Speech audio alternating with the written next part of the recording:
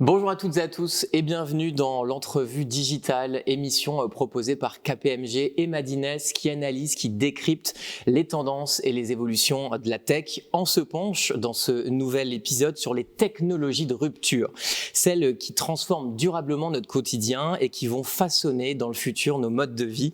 Ces technologies, on les retrouve évidemment dans un écosystème qu'on appelle la deep tech. Alors s'il y a quelques années, la France pouvait sembler un peu timide sur le sujet, depuis 2018 et le fameux plan Deep Tech, les choses ont changé. Un chiffre à retenir, 3 milliards, c'est le montant que la France a mis sur la table pour investir dans la Deep Tech française depuis 2018, en 2018, avec l'objectif de créer 500 startups Deep Tech chaque année à l'horizon 2024. Et pourtant, est-ce vraiment suffisant pour que la France devienne une place forte de la Deep Tech dans le monde? Pas certain. Ce sont toujours les États-Unis qui déposent le plus de demandes de brevets dans les technologies intelligentes et connectées. Alors manque-t-il finalement une politique de financement dédiée? Faut-il plus de moyens pour attirer les talents? Et puis la formation de nos ingénieurs, nos chercheurs, est-elle quelque part à la hauteur des enjeux? Eh bien pour inviter, je suis avec 3 personnes de renom. Merci beaucoup d'être avec moi. Pierre-Emmanuel d'abord Struven, merci à vous. Bonjour. Bonjour Pierre-Emmanuel, vous êtes managing partner chez Supernova Invest, un des leaders de l'investissement dans la Deep Tech avec plus de 70 sociétés en portefeuille et une centaine d'investissements. Pascal Ribon, bonjour à vous. Bonjour.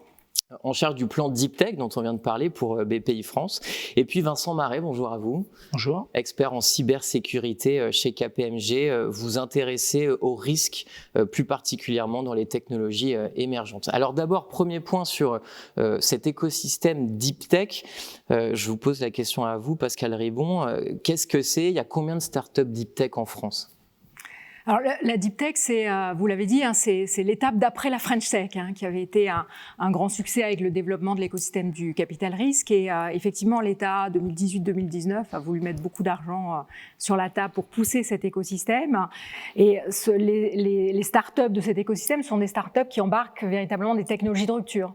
Et donc, qui ont une double inconnue, un peu à la différence de la French Tech, à la fois une inconnue marché, comme on l'avait déjà, mais aussi une inconnue technologique.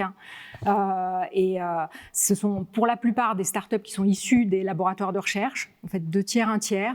Aujourd'hui, on en voit sortir par an entre 200 et 250. On a mis en place un observatoire pour les suivre. C'est quoi une technologie de rupture, par exemple? Alors, une technologie de rupture, c'est une technologie qui mobilise des résultats de la science qui sont vraiment à la pointe. Par exemple, dans une entreprise comme DNA Script, c'est la capacité à produire de l'ADN. Et puis, ça peut être la capacité à stocker de l'information sur de l'ADN comme on le stocke aujourd'hui dans des ordinateurs. Voilà, donc c'est des choses souvent qu'on n'imagine pas, c'est l'ordinateur quantique. Dans l'énergie, ça peut être l'hydrogène, par exemple. Exactement. Des innovations Exactement. autour de ça. Ouais. Voilà. Donc il y a beaucoup de choses dans la santé. Ça peut être le fait de, par exemple, une start-up comme Umiami qui fabrique des protéines, qui fabrique du blanc de poulet à base de végétaux. Et en fait, qui réussit à recréer complètement la matière, la sensation du blanc de poulet. Insect aussi, c'est de la Deep Tech? Insect, c'est de la Deep Tech, effectivement. Donc ça touche beaucoup de domaines. Chaque fois, ça part de travaux de recherche qui peuvent soit venir d'entreprises privées d'ailleurs ou de laboratoires de recherche publics, et donc qui sont pas des technologies qui sont maîtrisées, qui sont matures. Ça nécessite un gros travail pour les pousser plus loin pour qu'on puisse en faire des usines, la capacité à produire de façon sûre et pas juste dans le laboratoire sur la paillasse en se disant une fois ça marche, mais on n'est pas sûr que ça va remarcher à tous les coups. Ouais, c'est ça, c'est un écosystème très particulier parce que c'est un écosystème qui demande du temps, qui demande beaucoup de patience, beaucoup d'investissement pour justement créer ces technologies qui vont façonner le monde de demain, comme je le disais. Vous parlez de laboratoire de recherche, je vous donne la parole Pierre-Emmanuel parce que vous, je crois que chez Supernova Invest, c'est un petit peu le début de votre fonds, l'histoire en fait de votre fonds, c'est ça part de là aussi, c'est la recherche. Donc nous, déjà, vous parlez de 2018, on a démarré l'investissement dans la Deep Tech au sein du CEA, donc le Commissariat à l'énergie atomique et aux énergies alternatives, qui est une très grosse institution de recherche publique en France et en Europe, voire dans le monde. Et donc au CEA, ils ont assez tôt, donc à la fin des années 90, voulu encourager les chercheurs à prendre leur innovation de rupture et à créer une entreprise et à passer de la techno au produit, puis du produit au marché. Et donc, on a fait ça au sein du CEA pendant un certain nombre d'années. Et en 2017, donc, on a spin-offé nous-mêmes et donc on a créé Supernova Invest pour bénéficier de l'effet de levier possible en faisant venir d'autres investisseurs que le seul CEA. Je pense que c'est un peu le principe aussi de BPI de faire cet effet de levier. Donc effectivement, nous, c'est notre ADN, c'est l'innovation de rupture issue de la recherche. Donc on a des liens très forts historiques et opérationnels au jour le jour avec le CEA. On travaille aussi avec des innovations issues d'autres laboratoires comme le CNRS et autres, bien sûr. Combien de startups Deep Tech aujourd'hui en France, Pascal? Il y en a un peu moins de 2500. On en comptabilise un peu moins de 2500 et avec, c'est ce que je disais, un flux aujourd'hui qui est de l'ordre de entre 200 et 250 et qu'on veut monter à 500 effectivement. Donc c'est un doublement, c'est vraiment un changement d'échelle et donc ça doit passer par un changement de paradigme auprès du monde académique. Le CEA était très investi là-dedans, mais aujourd'hui il y a une dynamique très très forte qui est aussi poussée par le ministère de l'Enseignement supérieur et de la Recherche pour changer les états d'esprit, la culture. Ça a déjà démarré, mais pour vraiment aller plus loin dans le changement de culture de l'ensemble des chercheurs, les doctorants, l'ensemble... En fait, on demande à ces chercheurs d'être des entrepreneurs, enfin de devenir des entrepreneurs. En tout cas, de participer au transfert de leur technologie, parce que tous les chercheurs n'ont pas vocation à devenir entrepreneurs. C'est pas le même métier, ça mobilise pas forcément le même type de compétences. On a besoin de chercheurs au démarrage des startups Deep Tech, mais après, pour les développer, c'est pas toujours le bon profil. Certains réussissent, en ont envie et c'est vraiment super, mais c'est pas le cas de tous. Mais ce qui est important, c'est qu'ils en aient envie au début. Une start-up Deep Tech, elle peut pas réussir sans une équipe de recherche qui est mobilisée autour et qui va pousser le plus loin possible la technologie pour qu'elle devienne industrialisable. Alors aujourd'hui, est-ce que c'est un secteur en croissance, en France précisément? Est-ce qu'il y a de plus en plus de boîtes, d'entrepreneurs qui se lancent dans la Deep Tech? À mon sens, absolument. Nous, on voit un bon millier de dossiers par an sur un scope français et européen.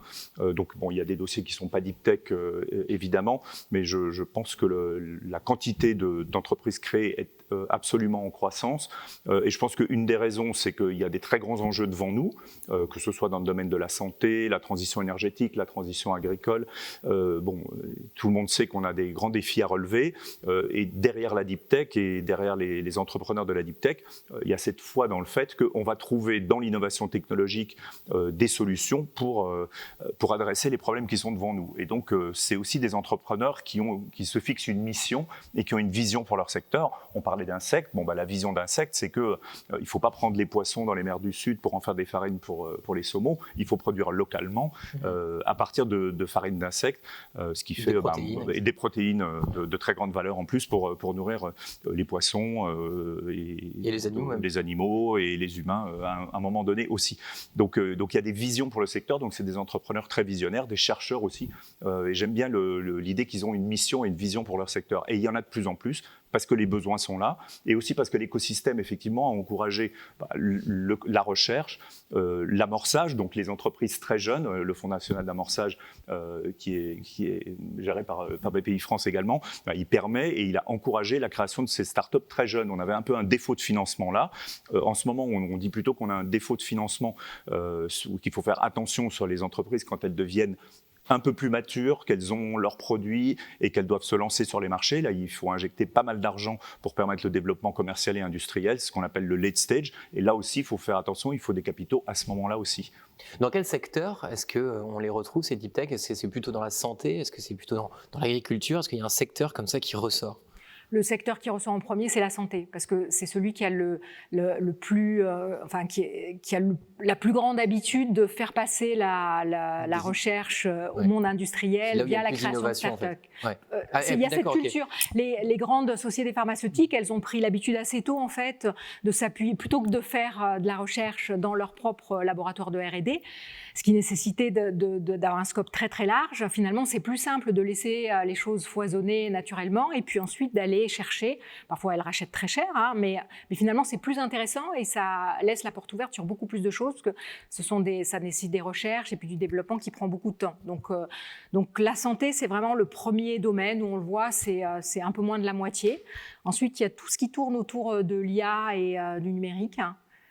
C'est 20, mais sachant que les sujets se recoupent. L'IA est aussi dans la santé. Exactement, les sujets se recoupent, donc c'est difficile de couper. Et puis, on a une montée en puissance des startups qui sont dans le domaine de la green tech, en fait, hein, tout ce qui est solutions agro, énergie, etc.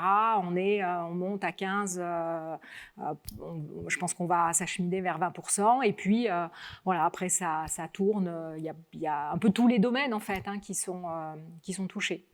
Mais gros focus santé, encore. Pour nous, gros focus digital également, mais au sens les technologies du digital. Aujourd'hui, tout est appuyé sur les infrastructures numériques. De plus en plus de volume de données. Cette émission, par exemple, va passer dans tous les tuyaux. Et donc, ils sont soumis à une grande pression. Et donc, il faut innover aussi et penser à l'évolution des infrastructures digitales. Et donc, tout ce qui est microélectronique, dont on ne parlait pas assez, on ne parlait pas du tout d'ailleurs, même avant le Covid, avec la crise du Covid, on a vu qu'il y avait des problèmes de supply chain, des composants, etc. Et du coup, on a pris conscience que c'est un domaine extrêmement innovant, capital pour je dirais la résilience de toutes nos infrastructures et de toutes nos entreprises, et sur lequel il y avait beaucoup d'innovation et des très grandes entreprises et des très bons labos de recherche en France et en Europe, hein, dans ces domaines-là. Donc pour nous, ça a toujours été un domaine, par exemple, où on était peut-être surinvesti par rapport à votre benchmark. Ce qui me frappe, c'est qu'il y a on a vécu la révolution Internet, qui était une révolution de l'information, des tuyaux, des données. Et aujourd'hui, il y a une révolution entre le monde physique et le monde numérique, c'est-à-dire qu'on travaille en effet sur les transports, sur l'énergie, sur l'agriculture, sur la santé, mais derrière, en effet, il y a des machines, des robots, des objets connectés, et puis il y a toujours derrière de la donnée, de l'IA, des réseaux, de la connectivité, et ça, pour moi, c'est une évolution assez frappante par rapport à ce qu'on a connu depuis les 20 dernières années. Parce que ce n'est pas les mêmes personnes, ce n'est pas les mêmes formations, et donc ça nécessite d'avoir des gens qui se parlent entre des gens, par exemple, de l'INRIA et des gens d'une école d'agrotech, par exemple. Alors, on va se poser la question, évidemment, fondamentale de ce débat, c'est comment la deep tech française peut s'imposer à l'international. Mais moi, je voulais d'abord savoir s'il y avait aujourd'hui en France une innovation de rupture deep tech qui était la plus ambitieuse. Et quelle est-elle? Est-ce qu'on a une idée d'une innovation de rupture très ambitieuse française? Alors, c'est difficile de répondre à ça, mais on mise beaucoup sur le quantique et sur l'ordinateur quantique. On a de belles boîtes. On a eu un prix Nobel il y a longtemps. Donc, il y a les compétences qui sont là. Il y a de nombreux acteurs académiques qui sont présents, dont le CEA. Peut-être on peut espérer que là, la France gagne une place particulière et soit présente, en fait, sur cette technologie en tant qu'acteur majeur. C'est un pari. Le quantique, juste pour ceux qui nous regardent, ça va me servir à quoi concrètement au quotidien? C'est des ordinateurs qui vont être capables de faire des choses qu'on ne sait pas faire aujourd'hui. En fait, parce qu'avec une rapidité de calcul plus importante. Parce qu'ils vont être capables d'appréhender des problématiques beaucoup plus complexes, en fait, que ce qu'on sait faire aujourd'hui. Ce n'est pas la même technologie, ce n'est pas un peu plus de la même chose, c'est autre chose. Et donc, Ça fera de la cybersécurité aussi. Oui, enfin, dans le cas présent, ça va aussi avoir un impact négatif sur la cybersécurité. Mais dans un premier temps. Mais ça permettra notamment sur des problèmes d'optimisation, de faire des choses qui auraient, en gros, ce qui prendrait des millions d'années à calculer, prendra quelques minutes. Voilà. Il y a une question d'économie d'énergie ou pas par rapport à un ordinateur classique qui mettrait beaucoup plus de temps pour calculer quelque chose? Le quantique permettrait de rendre aussi ça un peu plus efficace? Je ne pense pas que le quantique ne va pas remplacer des ordinateurs qui fonctionnent aujourd'hui pour traiter des choses simples, en fait. C'est vraiment pour appréhender des problèmes qui sont d'une complexité. C'est très spécifique. On n'aura pas demain, enfin, en tout cas, ce n'est pas comme ça qu'on est parti. L'ordinateur quantique dans notre poche, en fait. Oui, ce n'est pas intéressant, en fait. C'est pour l'industrie? Oui, potentiellement. La chimie, notamment, tout ce qui est les fabrication de molécules, les matériaux. Oui, c'est un peu la promesse qui est faite, mais ensuite, pour l'instant, c'est pas encore opérationnel. Voilà, les sujets. Comment les deep tech peuvent révolutionner les procédés industriels? Alors, ils les révolutionnent de façon ponctuelle. Par exemple, sur la chimie, il y a toutes les réflexions autour de la chimie verte et même le passage de la chimie aux biotechnologies. Donc ça, c'est quelque chose qui peut complètement révolutionner un secteur et permettre d'avoir moins de déchets, moins de consommation d'énergie et donc de répondre à des problématiques auxquelles on est confronté. Donc là, on est sur un sujet qui démarre d'une certaine façon, dans lequel il y a beaucoup de choses qui foisonnent, mais qui pourraient complètement révolutionner un secteur. Par exemple, il y a des entreprises qui réfléchissent à la chimie non pétrolière. Donc aujourd'hui, une grande partie du plastique, des fertilisants, des engrais, etc. est produit à partir de pétrole. Donc il y a une vraie réflexion pour produire d'une autre manière. Et donc, il y a des entreprises deep tech qui se sont emparées de ces sujets avec des résultats de recherche, avec des premières preuves de concept. Et donc, par exemple, je pense à l'entreprise Micropep qui fait des produits pour la santé et le développement des plantes à partir de produits naturels, des micropeptides. C'est une approche totalement différente. Donc, il y a un marché existant qui est couvert avec des produits qui existent depuis les années 50 probablement. Et ils cherchent à le révolutionner avec des procédés industriels tout à fait nouveaux et avec probablement un impact sur la planète totalement amélioré aussi, si on veut. Est-ce qu'on va assez loin finalement dans l'investissement dans les deep tech en France? On voit donc, on l'a compris, il existe des pépites, beaucoup, on a de l'innovation, on a des chercheurs qui sont là. On entend dire aussi beaucoup qu'on a une culture quand même de la recherche et de l'innovation qui est très présente en France. Alors pourquoi aujourd'hui cet écosystème n'arrive pas à s'imposer beaucoup plus à l'international? Pourquoi la France n'est pas une place forte de la deep tech alors qu'on a beaucoup de labos? Elle est pas si mal placée que ça, quand même, la France. Il y a beaucoup de la dynamique de création de start-up est pas si mauvaise. Si on regarde, par exemple, par rapport au nombre, au flux de start-up dans les autres pays européens, on est derrière l'Angleterre, mais on est au même niveau que l'Allemagne et on est les deux premiers, en fait, si on sort l'Angleterre. Donc, la France se débrouille pas si mal que ça. Il y a un sujet autour de la compétence entrepreneuriale. On a de très bons chercheurs, on a de très bons écosystèmes de recherche et des gens qui ont plein d'idées, mais la constitution des équipes et la capacité des équipes à aller au-delà du POC, enfin, de la preuve de concept, du pilote en labo ou même du premier lieu de production. En fait, là-dessus, on pêche un peu. Peut-être qu'on n'a pas assez la capacité à mélanger les compétences, à faire travailler ensemble des gens qui viennent plutôt de profils, école de commerce ou école d'ingénieur avec des chercheurs, ou faire venir des gens qui ont travaillé dans l'industrie. Et moi, je suis convaincue qu'il y a quelque chose à creuser autour de ça. Des gens qui ont une culture industrielle, qui ont monté des business units un peu partout dans le monde et qui, à un moment donné, acceptent finalement de quitter le monde de la grande entreprise, sa puissance, et viennent aider de toutes jeunes entreprises avec des primo-entrepreneurs un peu qui sont très bons scientifiquement, mais qui se cherchent un peu d'un point de vue business, et les aider à faire démarrer les entreprises. Dans les grands groupes, on voit des sortes de task force qui se constituent pour justement traiter ces opportunités de technologies émergentes et pour se mettre au niveau, si l'on peut dire, des interlocuteurs qui sont dans les startups. Alors parfois ça coince un peu parce qu'un grand groupe, c'est des choses extrêmement procédurées, organisées, mais il y a cette volonté de faire un peu aussi ce qu'on appelle des sandbox, c'est-à-dire des POC, des bacs à sable, d'aller, de pas tout de suite être dans des process trop normés parce que sinon ça ne tient pas, quoi. Mais est-ce que ça doit forcément sortir d'un labo de recherche? Est-ce que ça peut pas être une start-up qui est dans l'écosystème Deep Tech et qui découvre une belle innovation et qu'on décide de financer? Est-ce que ça se passe aussi comme ça dans les autres pays? Est-ce que c'est forcément un labo de recherche puis un entrepreneur qui vient créer une société liée à cette innovation? Je pense que, déjà, avant de se désoler en disant la France n'est pas au bon niveau, ou l'Europe, je pense qu'il faut quand même voir le progrès qui a été fait dans l'entrepreneuriat en général depuis 20 ans. Les gens qui sortent d'école de commerce, qui sortent d'ingénieurs, quand moi je suis sorti par exemple, il n'y en a pas beaucoup qui avaient l'esprit entrepreneurial, on ne nous avait jamais parlé de tout ça. Aujourd'hui, ça fait vraiment partie de la formation, ça fait partie des vocations, donc il y a quand même un grand développement, je dirais, dans l'appétence des jeunes diplômés ou même de personnes qui viennent d'entreprises qui ont des parcours plus longs déjà, pour aller dans l'entrepreneuriat. Après,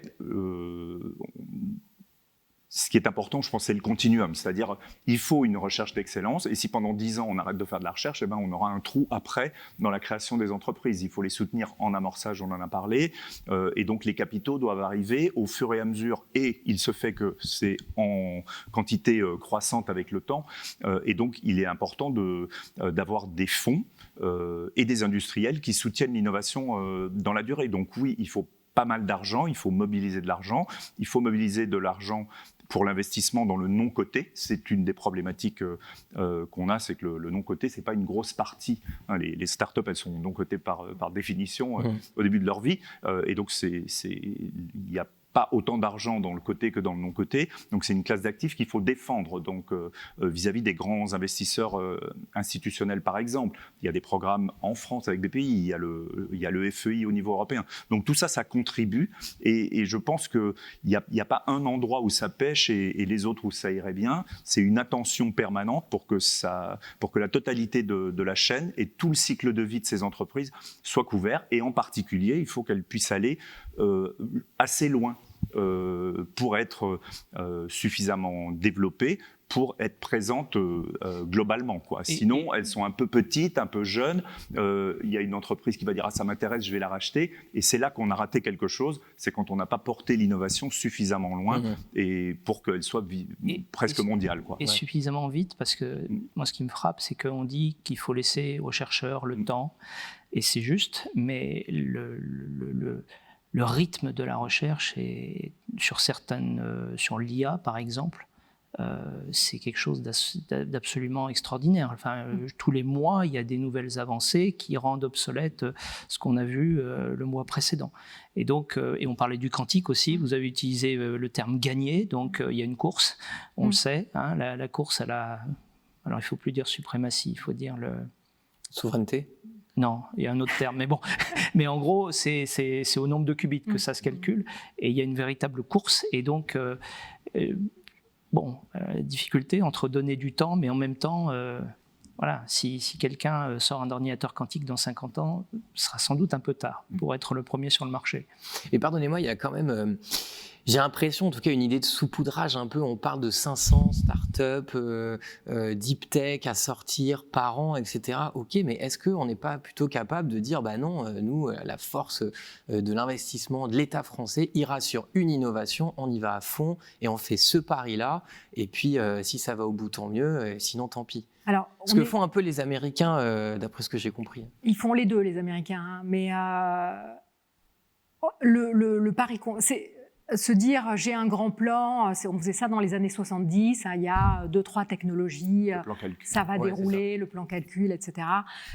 On considère qu'aujourd'hui, c'est pas la bonne façon de faire parce qu'en fait, on est dans un environnement qui est très incertain, qui est très mouvant.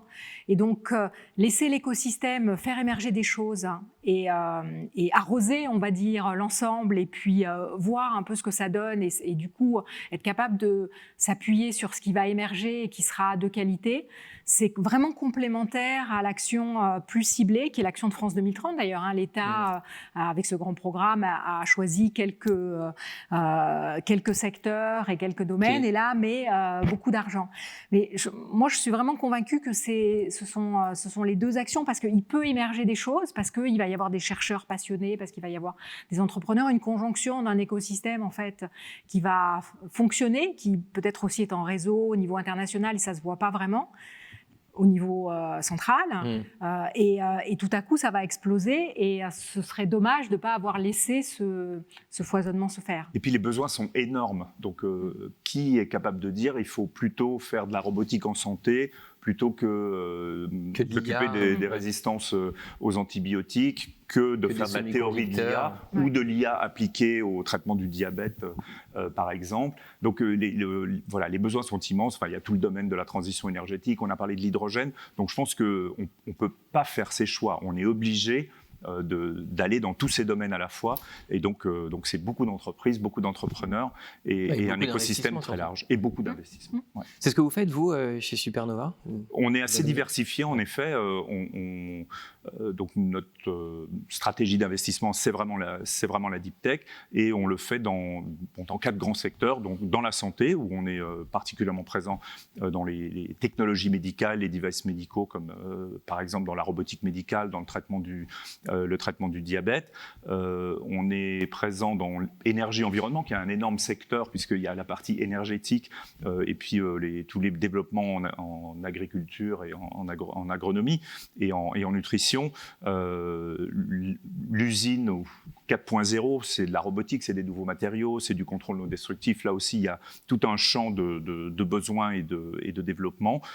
Et puis les technologies du digital dont j'ai déjà parlé, auxquelles je crois beaucoup, parce que il faut développer la capacité des réseaux, des calculateurs, etc. Est-ce qu'il y a des technologies prioritaires aujourd'hui dans lesquelles il faut investir pour un investisseur français, voire même pour BPI France ?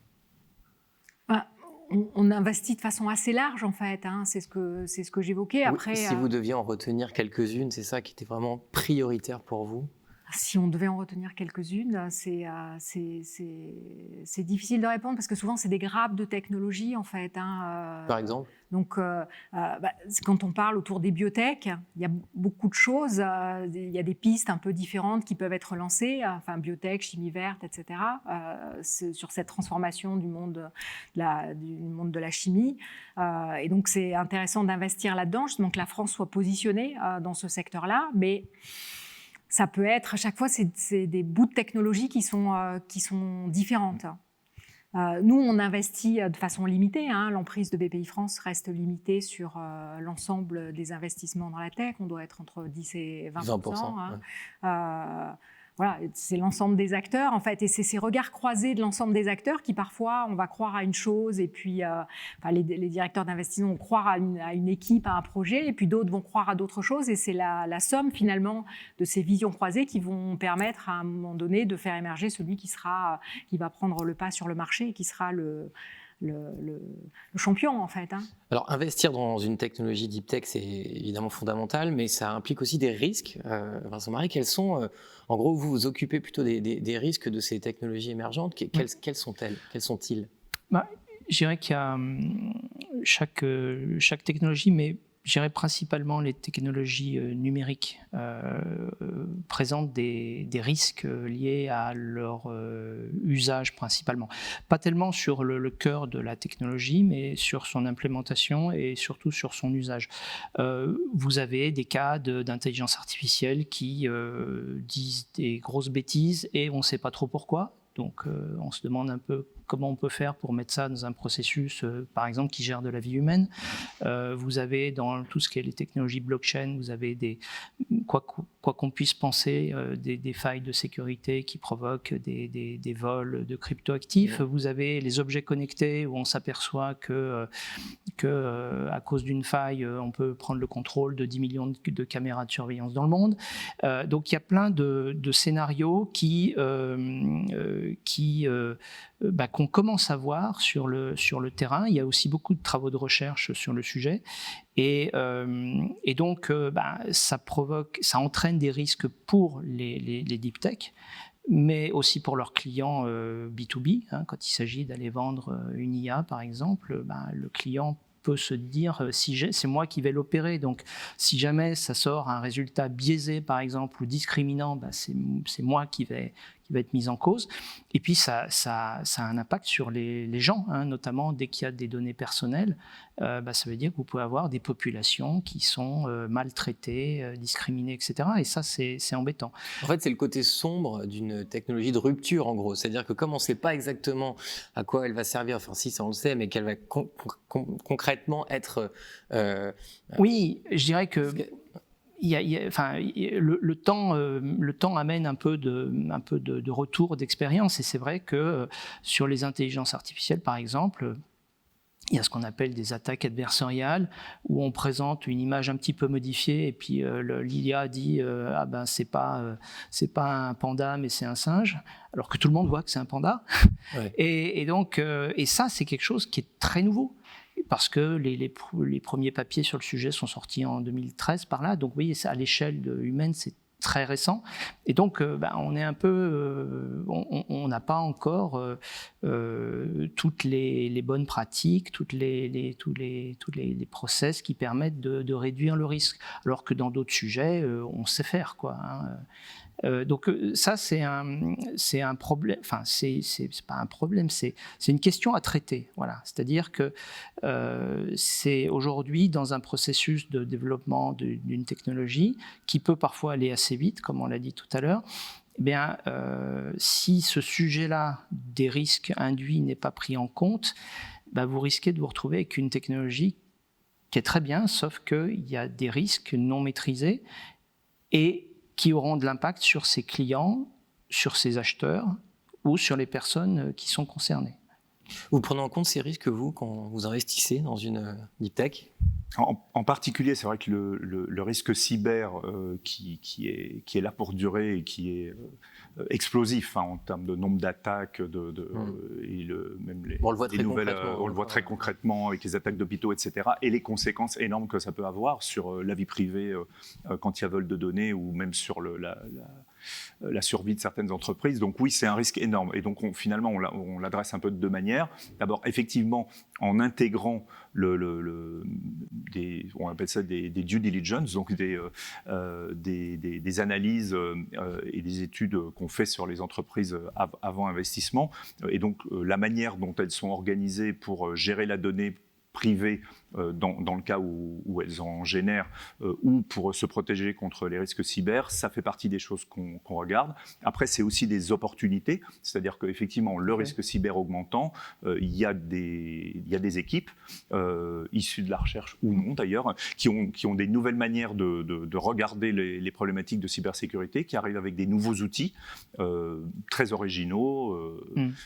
Et donc... et la France a pas mal de pépites en la matière. Absolument. Et donc nous, c'est aussi un domaine où on s'est dit, il y a des solutions nouvelles, il y a un marché qui est énorme et qui ne va pas se tarir de sitôt. Donc c'est un endroit où il faut aller regarder activement quelles sont les entreprises qui se créent ou qui sont déjà bien développées et qu'on peut soutenir dans leur développement. Donc il y a vraiment les deux côtés. Alors pour revenir sur comment la big tech française peut s'imposer à l'international, d'abord sur les fonds d'investissement, quels sont-ils en France ? Est-ce qu'ils sont assez nombreux et est-ce que les sommes investies dans nos deep tech sont suffisantes ? L'écosystème du capital risque s'est énormément développé ces 10 dernières années. BPIFrance est un des acteurs qui a aussi accompagné cette évolution-là, mais il y a des équipes de plus en plus costauds avec des tailles de fonds qui sont de plus en plus importantes. Donc la France, franchement, n'a pas du tout à rougir sur la scène internationale. On voit là, d'ailleurs, en ce moment, les investissements dans la deep tech en France se maintiennent, alors qu'ils baissent un peu partout ailleurs dans le monde. Il faudrait analyser ce qu'il en est et si ça va se concrétiser. Là, par rapport au début d'année, on est à 2,9 milliards d'investissements dans la deep tech en France, alors qu'on a terminé l'année peut-être à 2,3 milliards l'année dernière. Donc, on est en croissance par rapport à l'année dernière et on est les seuls au niveau mondial à être en croissance, en fait. Donc, c'est plutôt très positif. Donc, on a un écosystème qui est solide, qui est professionnalisé. Il y a encore, je pense, beaucoup d'argent à investir, parce qu'il y a beaucoup d'argent qui a été levé au niveau international ces derniers temps, dans la dynamique qui était vraiment très, très, très, très positive. Donc, même si on est dans un contexte qui est compliqué, là, au niveau géopolitique et au niveau économique, là, l'enjeu, c'est de parier et d'être présent sur les entreprises qui vont être les champions de demain, et on va en avoir besoin de ces entreprises-là, quel que soit ce qu'est le monde, et elles auront la capacité à se développer sur un marché mondial. Donc, sur la deep tech, c'est plutôt positif, et la France n'est pas si mal placée que ça, franchement. Donc, ça a encore vocation à se développer. On y travaille collectivement, mais c'est plutôt un écosystème qui fonctionne bien. Pierre-Emmanuel, vous, quand vous investissez dans une start-up deep tech, vous pensez justement à ces risques dont parlait Vincent ? Oui, bien sûr, parce qu'ils peuvent avoir un impact très fort sur la valeur de l'entreprise ou même sa survie. Donc c'est vrai qu'on regarde avant d'investir, et c'est des sujets qui sont abordés dans les conseils d'administration avec les entrepreneurs pendant toute la durée de parcours ensemble. C'est les risques autour du cyber, les risques environnementaux s'ils existent, et aussi la protection des données. Si une entreprise produit de la donnée de santé, il est évident que la protection de cette donnée est extrêmement importante. Donc oui, on le regarde activement. Et puis parce que le risque cyber, il est vraiment très très actuel et explosif. Il est explosif. Donc effectivement, il faut sensibiliser les jeunes entreprises au fait qu'il faut s'en occuper dès le début. Dès qu'on a une infrastructure de mail, il faut se préoccuper de sa sécurité, et aussi, je dirais, la mettre un peu by design dans ses produits, c'est-à-dire y penser tôt. Si par exemple vous faites des objets connectés, vous en parliez, il faut se préoccuper de la sécurisation des échanges et du fait qu'on ne puisse pas prendre le contrôle de ces objets connectés ou de ces capteurs de manière maligne, si on peut. Donc ça, c'est très important. C'est le côté, l'entreprise doit avoir ça en tête, et nous, on vérifie qu'elle l'a en tête, et on l'aide, le cas échéant, à gérer ce type de problème ou à les intégrer dans leur plan de développement. Mais c'est aussi un domaine qui est une opportunité deep tech, parce qu'effectivement, la menace, elle est grandissante, le marché est donc énorme et il est là pour longtemps, et on voit apparaître des solutions nouvelles, des manières nouvelles de traiter la cybersécurité ou de traiter de nouveaux aspects des menaces sur la sécurité des systèmes d'information et des systèmes techniques. Et donc nous, on regarde effectivement quelles sont les opportunités d'investissement dans ce domaine-là. Et on vient de faire un investissement dans une entreprise qui s'appelle CrowdSec, qui travaille sur ce sujet précisément. Alors évidemment, les deep tech françaises ont besoin de passer à l'échelle, ont besoin évidemment de grandir, de grossir, d'être beaucoup plus fortes. Quels sont les fonds finalement qui accompagnent ces deep tech aujourd'hui en France ? Pascal Ribon, Pierre-Emmanuel. Ouais. Donc, évidemment, Supernova Invest. Supernova Invest. On a beaucoup l'investissement dans les startups, c'est souvent de l'investissement par des syndicats d'investisseurs. On est toujours quelques-uns à investir en même temps. Donc, on investit beaucoup avec BPI France qui fait de l'investissement direct. On investit avec des fonds spécialisés, par exemple, dans le domaine de la santé, des biotech. Et on investit aussi beaucoup avec des industriels. Et ça, c'est assez particulier à la deep tech, je pense. C'est le fait que les industriels sont là assez tôt dans l'investissement, et qui sont présents au travers de leurs fonds internes, des corporate ventures. C'est vraiment très développé parce qu'ils sont dans cette optique d'innovation, d'open innovation, où ils regardent ce qui se passe. Et l'investissement est une manière de regarder ce qui se passe dans un domaine qui intéresse une entreprise. Donc on voit beaucoup d'investisseurs industriels. Et après, il y a des fonds européens, évidemment, spécialisés en santé, spécialisés, de plus en plus, on en voit, qui ont des thèses sur l'énergie-environnement ou sur l'agriculture. Quand vous parlez d'industriels, on peut parler aussi de grands groupes industriels, de grands groupes tout court. Oui, je disais industriel au sens grand groupe. Ça peut être des gens qui ont des usines, effectivement, ou des grands groupes qui sont actifs dans le domaine agricole, dans le domaine, ou dans le domaine informatique également. Tout ce qui est digital, évidemment, c'est une industrie. Alors, c'est un sujet qui évolue pas mal et effectivement, les grands groupes sont intéressés à aller voir ce qui se passe, mais c'est on pas suffisant. constate, c'est pas suffisant. Là, de ce point de vue-là, la France, c'est pas. Pourquoi alors ? Il n'y a pas la culture de la coopération avec la start-up, on l'évoquait, c'est pas toujours simple de coopérer entre. C'est pas les mêmes timings, la même temporalité. Et donc on a des fonds d'investissement effectivement corporate qui investissent dans des entreprises et parfois la même entreprise a du mal à rentrer et à coopérer, mais pour faire une preuve de concept ou pour devenir un client de l'entreprise en question. Et donc c'est pas rentré dans la culture. Il y a aussi un autre sujet, c'est que les entreprises innovantes françaises, souvent, elles ont des grosses équipes de R&D. Et il y a parfois un petit peu de concurrence entre le directeur innovation et le directeur R&D. Et du coup, l'innovation qui ne vient pas de l'intérieur de l'entreprise, elle a du mal à s'implémenter à l'intérieur de l'entreprise. Voilà, donc, je pense que c'est des cultures qui sont en train de changer. Les grands groupes sont conscients de ces enjeux et de l'importance pour eux que ça représente. Mais il y a encore du chemin. Oui, en recrutant, on va dire, les plus innovants ou les plus technophiles, on va dire, pour en effet faire ce que je disais tout à l'heure, des task force pour essayer de faire un peu avancer les choses plus rapidement. Il faut inciter à ça. BPI France le fait peut-être déjà. Former les grands groupes à investir un peu plus dans ce genre dans l'écosystème Deep Tech. Alors nous, on pousse à ça. On a des lieux d'échange avec les entreprises où on discute de ça. On a aussi pour des entreprises de plus petite taille des accélérateurs où on les fait travailler ensemble et aussi travailler sur ces sujets innovation. Mais c'est un sujet long en fait.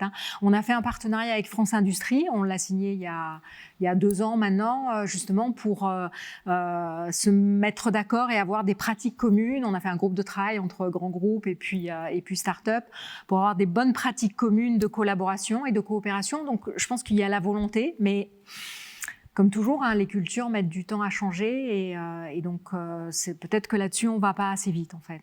Parce que l'idée, évidemment, c'est de passer à l'échelle pour une Deep Tech. Quand et comment elle doit le faire ? Est-ce que même il y a à un moment donné cette idée de dire, bon ben voilà, partez à l'international, c'est maintenant, c'est le moment, comment ça marche ? Il y a une caractéristique des deep tech qui est qu'elles adressent immédiatement des marchés mondiaux. Je pense que parce que leur innovation, elle concerne des marchés mondiaux. Donc, une entreprise qui travaille comme Saint-Hill, qui travaille dans la photonique sur silicium, donc pour augmenter le débit dans les fibres optiques, et donc dans les réseaux. Bon, ses clients sont mondiaux immédiatement. Dès que l'entreprise existe, et qu'elle se tourne vers ses clients pour proposer ses produits, son innovation, pour évaluer quelle est l'appétence du marché sur les différents types de produits, elle se tourne vers des acteurs mondiaux et qui sont peut-être en France, mais beaucoup hors de France. Et ça, c'est une caractéristique importante de la Deep Tech, c'est qu'elle est tout de suite en quelque sorte, elle passe à l'échelle tout de suite parce qu'elle n'a pas le modèle de développement qu'on voit souvent dans la tech digitale, dans le B2C ou dans les ruptures d'usage plutôt que les ruptures technologiques, où on va faire la France et puis après on va étendre en Europe et puis peut-être qu'on ira aux États-Unis après. Moi, il me semble que les deep tech, elles font leur passage à l'échelle, en tout cas dans leur tête et dans la manière dont elles font leur plan de développement. Elles sont vraiment très vite connectés au marché européen et mondial. Est-ce qu'on n'est pas dans la meilleure époque pour fabriquer une deep tech aujourd'hui ? Avec tout ce qui se passe, on voit évidemment la tension dans l'énergie, dans tout ce qui est les microconducteurs, les semi-conducteurs, etc. On a l'impression que c'est le meilleur moment pour trouver une technologie de rupture. Alors c'est le meilleur moment et c'est le meilleur moment en France aussi, parce qu'il y a énormément de moyens qui ont été mis sur la table et aujourd'hui quelqu'un qui démarre une deep tech, il a très facilement accès à des moyens financiers, c'est des subventions au démarrage et puis il y a un écosystème, on l'évoquait, il y a des incubateurs, il y a des accélérateurs, donc vraiment c'est à la fois le moment parce que les besoins sont énormes, Mais la France, de ce point de vue, on parlait des difficultés plutôt ensuite peut-être pour se développer, mais c'est vraiment le lieu où créer une start-up deep tech. Et pour les gens qui ont envie, qui se disent je suis pas chercheur, mais c'est pas pour moi, c'est pas vrai non plus. Il y a une plateforme par exemple qui existe qui s'appelle Tandem et où il y a des projets qui sont portés, qui sont des projets sans porteur ou avec un porteur purement scientifique. Et quelqu'un qui a envie de se lancer là-dedans peut postuler pour dire moi j'ai envie de rejoindre ce projet en tant que CEO, CSO, en tant que cofondateur et je peux y aller. Donc on est vraiment dans un momentum qui est particulièrement enthousiasmant de ce point de vue-là. Le meilleur moment est aussi le meilleur moment pour se protéger, parce que quand on est comme ça dans un moment un peu Far West où tout le monde crée sa technologie de rupture, il faut faire très attention. C'est ça ce que vous dites, vous Vincent? Alors, je ne parle pas d'espionnage industriel parce que je pense que ce qui caractérise aussi les deep tech, c'est que ça vient d'un milieu de recherche où le partage de la connaissance, il est dans l'ADN. Les papiers de recherche, ils sont publiés, diffusés de façon très large. Non, je dirais que dans le passage à l'échelle, il y a aussi, et à l'international, il y a aussi, et je suis désolé d'y revenir, mais il y a l'aspect réglementaire parce que les réglementations, il y en a déjà sur les données personnelles, au niveau européen, mais qui s'est un peu répandu à la surface de la Terre. Mais il y a des réglementations européennes qui arrivent sur l'IA, sur les cryptoactifs, sur les objets connectés. Alors là, le Parlement européen, il planche là-dessus. Ouais. Et alors on pourrait se dire, oui, mais ça c'est un tropisme européen, on réglemente d'abord et on discute ensuite. Mais les États-Unis, c'est un petit peu différent. Mais la Maison-Blanche vient de sortir très récemment un texte sur l'IA, un texte sur les cryptoactifs.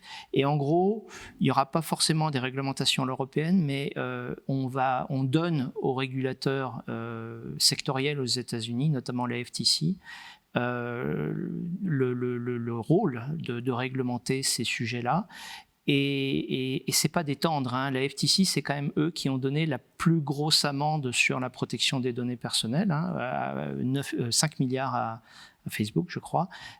Donc, il faut pas penser qu'il y a un enfer réglementaire européen et un paradis américain. Les choses sont un peu plus nuancées et c'est clairement, par rapport au risque que j'évoquais tout à l'heure, ça paraît dans l'ordre des choses qu'à un moment, il y a une réglementation. Voilà. Donc ça veut dire qu'on est déjà en train de penser à comment on va protéger le citoyen face à ces futures technologies de rupture. Bien sûr. Pour vous donner un exemple, la réglementation européenne sur l'IA définit des niveaux de criticité. Le plus critique, c'est interdit, notamment sur des scores sociaux, ce genre de choses. Et le deuxième niveau, le niveau élevé, il y a une palanquée d'exigences sur des analyses de risque, des évaluations, de la transparence. Et pour les objets connectés, ça sera pareil. Donc ça, c'est quelque chose ça va rentrer en application 2023-2024, mais je pense que c'est quelque chose avec du by design, comme vous l'avez dit, qui est à prendre en compte dès maintenant. Quand est-ce qu'on peut imaginer une belle licorne deep tech qui va s'imposer à l'international?